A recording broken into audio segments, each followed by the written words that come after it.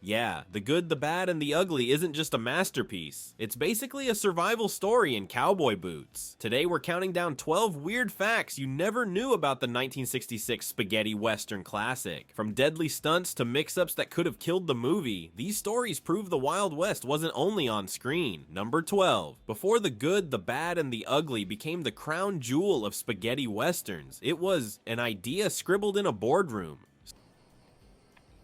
How much are you worth now? How much?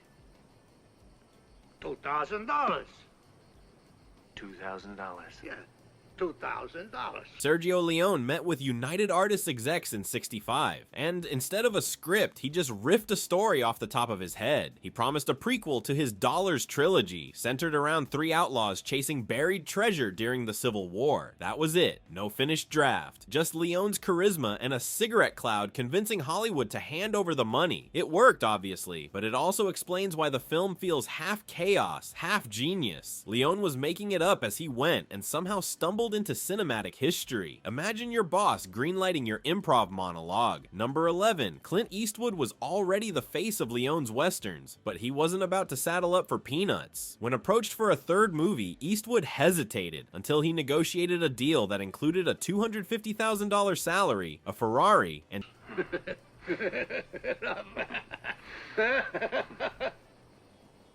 film's profits. Not bad for a cowboy who barely speaks on screen. At the time, that profit share sounded like a sweetener. In hindsight, a gold mine. The film became a worldwide smash, cementing Eastwood's bank account along with his tough guy image. You could say the man with no name had the world's most lucrative poker face. Eastwood himself later joked that his character barely changed from movie to movie. But hey, why mess with a winning formula when you've got new wheels? Number 10. Tuco was supposed to be the ugly, not the dead, but Eli Wallach came dangerously close more than once. In one scene, his character balances on a horse with a noose around his neck, only the horse bolted early, nearly hanging him for real. Another time, Wallach nearly drank from a bottle of acid on set, confusing it for mineral water. Oh, and there's the train stunt. He had to keep his head inches from the wheels while handcuffed. One wrong move, and goodbye Tuco. Leone's directing style wasn't exactly OSHA approved. So you're an honest farmer. You recognize this man? Yeah, it's you. But Wallach's charisma and sheer survival instincts made Tuco unforgettable. Watching him scam and swear his way across the desert, you'd never guess he was also dodging death behind the scenes. Number 9. When United Artists cut together the first US trailer, someone must have been asleep at the editing bay.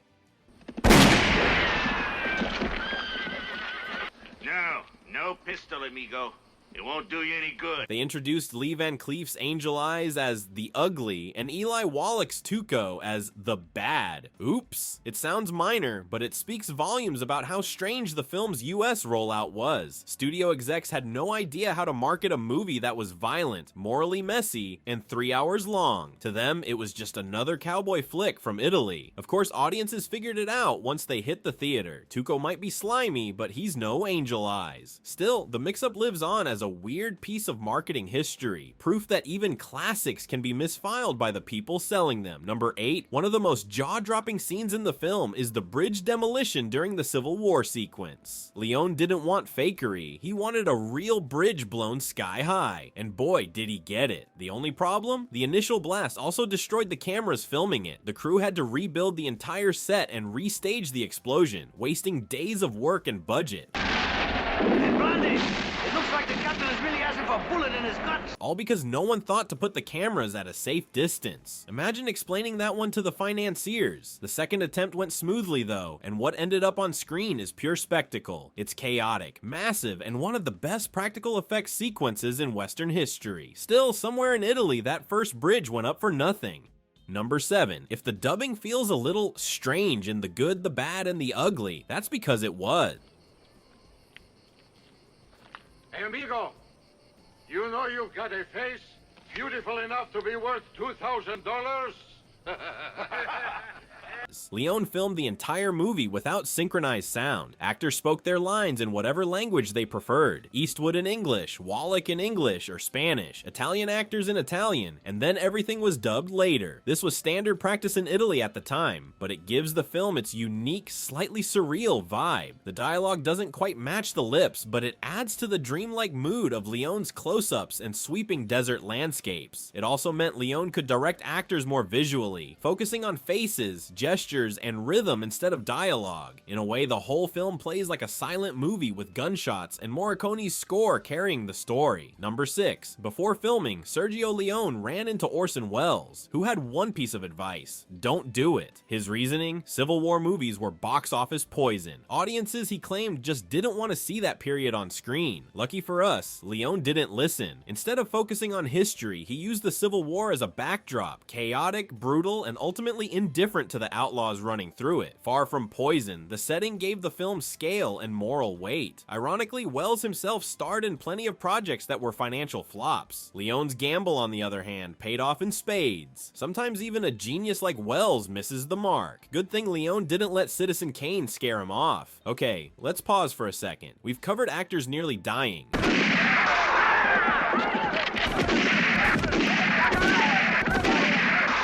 a trailer that couldn't tell bad from ugly, and a bridge that had to explode twice. Honestly, that's already more chaos than most entire trilogies. But here's the fun part. This movie still has 5 more bizarre stories waiting in the wings. From casting shakeups to fan obsession decades later, it only gets weirder from here. So quick question, which of these behind the scenes disasters is your favorite so far? Drop it in the comments. Personally, I'm partial to Eli Wallach dodging death like it's his side hustle. And while you're here, if you're enjoying this dusty ride through Leone's West, hit that like button and subscribe for more. Number 5. Before Lee Van Cleef saddled up as Angel Eyes, Leone had another tough guy in mind, Charles Bronson. Leone first offered him Tuco, then Angel Eyes, but Bronson turned both down. His excuse? He thought the script was bad. Ouch. Of course, hindsight is cruel. The Good, the Bad, and the Ugly went on to become a cinematic landmark.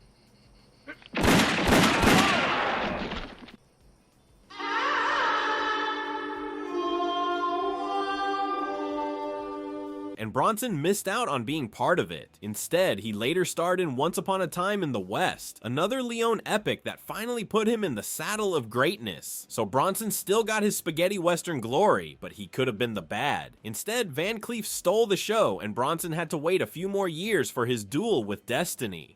Number 4. Normally, a composer waits until the movie is shot before writing the score. Not Ennio Morricone. For this film, he and Sergio Leone collaborated before the cameras rolled, creating musical themes that directly shaped how scenes were filmed.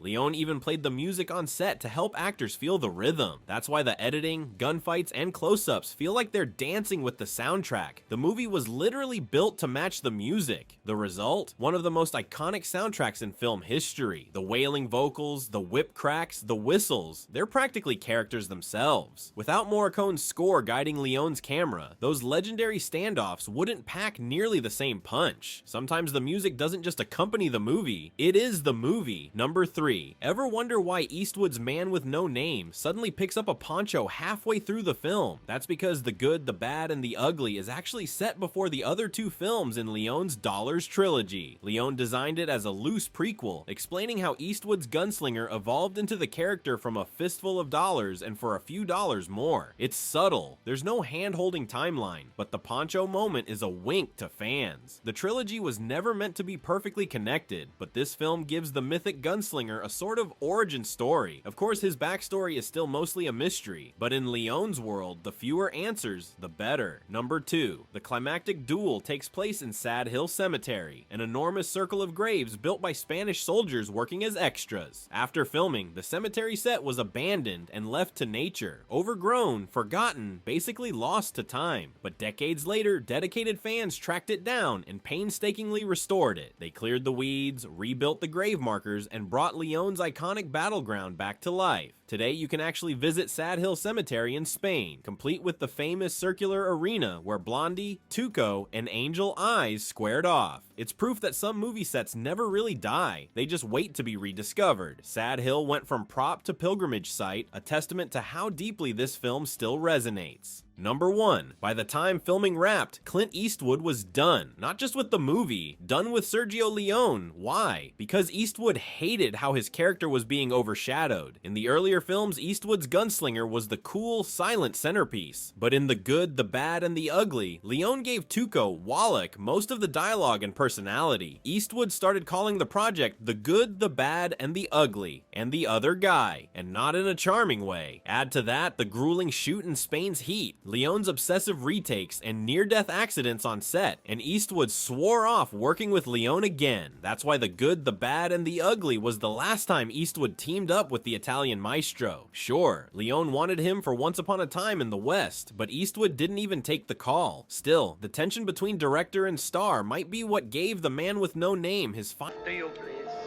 Start walking.